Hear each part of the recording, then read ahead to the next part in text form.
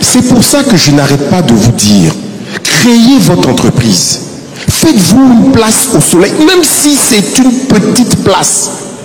Aloin Kwadjo va se dire, la petite place qui est là, moi je voulais ça, mais comme il est déjà là, je le prends. Et tu rentres dans le réseau. Moi, quand j'ai commencé, je n'étais rien. Est-ce que moi je pouvais me venir parler ici? Je n'étais rien. Rien du tout. J'ai créé quelque chose qui est devenu une dépendance pour les autres. Du coup, les gens maintenant m'appellent pour dire, mais rentre dans mon réseau parce que j'ai besoin de toi. Mais rentre dans mon réseau et crois-moi, le réseau, c'est pas l'argent, c'est pas qui tu connais, c'est ce que tu apportes. Tu peux tout apporter. Tu sais de quoi j'ai besoin dans mon réseau? J'ai besoin de toucher les étudiants. Je ne sais pas comment toucher les étudiants. Je suis assis dans mon bureau là-bas. Quand je veux parler aux étudiants, je ne sais pas comment faire. Prouve-moi que tu peux m'apporter ça et tu seras dans mon réseau. Bonsoir à tous, j'espère que vous allez très bien. Je m'appelle Marc Boulet. Alors aujourd'hui, j'ai préféré fonctionner autrement parce que j'ai trouvé cette vidéo assez très intéressante. Monsieur Alexandre Dia, c'est le cofondateur de Abidjan.net. Abidjan.net, c'est un média web qui fait dans la communication de tout ce qui se passe en Côte d'Ivoire, politique, économie. Leur but en fait, c'est de mettre en relation l'information locale de la Côte d'Ivoire avec la diaspora ivoirienne afin qu'il y a une interactivité entre ces deux segments de la population ivoirienne. Ce monsieur, je l'écoute beaucoup et il a une histoire assez atypique, mais ce n'est pas son histoire, ce n'est pas de son histoire que je vais parler aujourd'hui. Je veux parler exactement de ce qu'il a dit dans sa vidéo. Il a parlé du réseau. Alors, pourquoi je m'intéresse spécialement à ce qu'il a dit? C'est parce que il y a de cela quelques jours, j'étais sur ma page et il y a une question qui m'a beaucoup marqué. J'ai noté cette question-là. Quel conseil donnes-tu aux jeunes aquaculteurs pour développer leur entreprise? À un moment donné, je me suis rendu compte que cette question est tellement pertinente qu'il faut faire très attention. Et donc, j'ai édicté 3 réponses. Lorsque les gens viennent souvent lancer leur projet piscicole, les éléments sur lesquels ils se reposent pour pouvoir travailler, c'est les éléments techniques comme par exemple, quelle est la quantité d'aliments qu'il faut pour produire son poisson, quelle est la quantité d'alevin pour produire telle quantité de poisson. Mais il y a un truc essentiel sur lequel les gens ne se posent pas de questions, c'est de savoir comment est-ce que je dois fonctionner dans ce nouveau monde. Parce que c'est un monde, chaque domaine est un monde. Et il faut savoir comprendre ce monde-là avant de se lancer.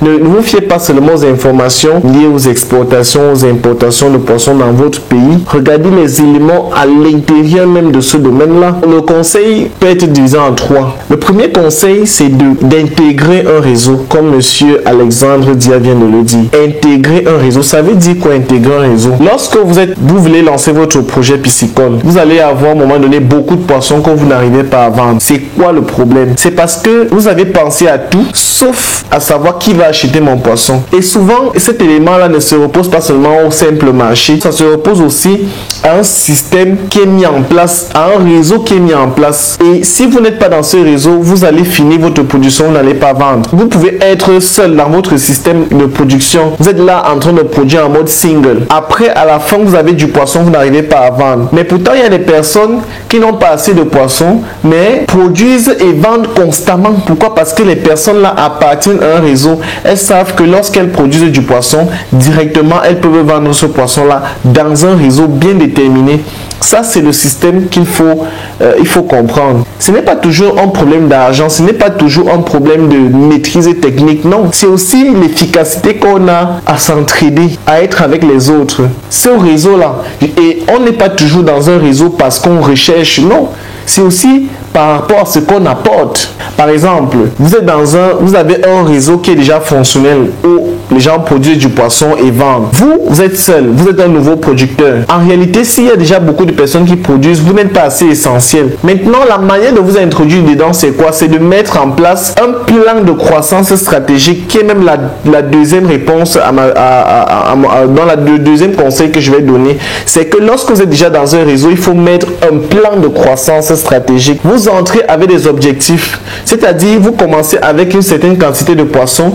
Ce n'est pas parce que dans ce réseau on a dit qu'on prend 5 tonnes de poissons que vous allez commencer avec 5 tonnes de poissons. Non, vous allez commencer avec par exemple 50 kg de poissons par semaine, en sachant que dans votre système de croissance vous allez aller crescendo doucement jusqu'à atteindre par exemple 1 tonne. par semaine. Moi, par exemple, j'appartiens à un réseau qu'on appelle le réseau RIAP. C'est un réseau où j'ai 5 débouchés qui s'offrent à moi. Et j'ai intégré ce réseau lorsque le corona a commencé parce que je me suis retrouvé dans les difficultés de vente. Et j'ai compris que si vous n'êtes pas dans un réseau, si vous n'êtes pas dans une chaîne de valeur, ça ne servira à rien. Et la chaîne de valeur, c'est quoi? La chaîne de valeur piscicole, ça part de la production de la levain à la commercialisation. Donc, il faut intégrer une chaîne. Et cette chaîne-là possède 5 grands maillons. Le maillon de la production des alevins, le maillon de la production des aliments, le maillon de la production du poisson de table, le maillon de la transformation et le maillon de la commercialisation. Et tous ces maillons-là fonctionnent de manière commensale. Donc, l'un sert à l'autre et l'autre sert à l'un. Vous comprenez un peu? Et donc, essayez d'intégrer un maillon de cette chaîne-là et vous serez dans le réseau. Mon troisième conseil, c'est de faire des partenariats. Lorsque vous êtes dans ce réseau, essayez de communiquer avec les autres maillons, c'est-à-dire faites des partenariats. Si vous travaillez seul, ça veut dire un jour quand vous avez besoin des alevins, vous allez appeler une personne, est-ce que vous pouvez me trouver les alevins? La personne va vous vendre des alevins au prix normal. Vous comprenez un peu? Au prix normal. Du coup, ça peut augmenter votre coût de production. La même chose avec les aliments. Vous partez acheter un sac aujourd'hui, 2 sacs là-bas. Vous vous promenez un peu de partout. Donc, du coup, votre coût de production sera assurément élevé. Or, si vous êtes dans un réseau et que vous avez fixé des partenariats, par exemple, avec le producteur d'alevin, qui se trouve aussi dans le réseau, vous pouvez décider d'acheter son poisson ou bien les alevins à un coût réduit parce qu'il sait que d'une manière constante, vous pouvez acheter son poisson. En fait, vous pouvez acheter ses alevins. C'est la même chose avec les aliments. N'essayez pas de fonctionner trop seul. Moi, je vous propose donc d'intégrer souvent des réseaux et actuellement le réseau qui est fonctionnel que je connais très bien, c'est le réseau RIAP. Et le réseau RIAP est un réseau qui actuellement possède des producteurs d'alevins, les producteurs d'aliments et ceux qui font la commercialisation du poisson. Actuellement, dans le même réseau, il y a une personne qui est en train de lancer un système de transformation du poisson en poisson fumé et en boîte de conserve. Il y a aussi un autre réseau qu'on appelle la CADA qui aussi fait ce même processus-là. C'est basé dans plusieurs pays en Afrique, pratiquement 8. C'est le même processus, sauf que bon, la CADA n'est pas encore totalement effective parce que c'est en cours. Donc, pour tous les aquaculteurs qui souhaitent être productifs et réussir, je demande vraiment de respecter ces 3 conseils. Le premier conseil, intégrer un réseau. Le deuxième conseil, avoir un plan de croissance stratégique. Et le troisième, maintenant, faire des partenariats avec les maillons de son réseau.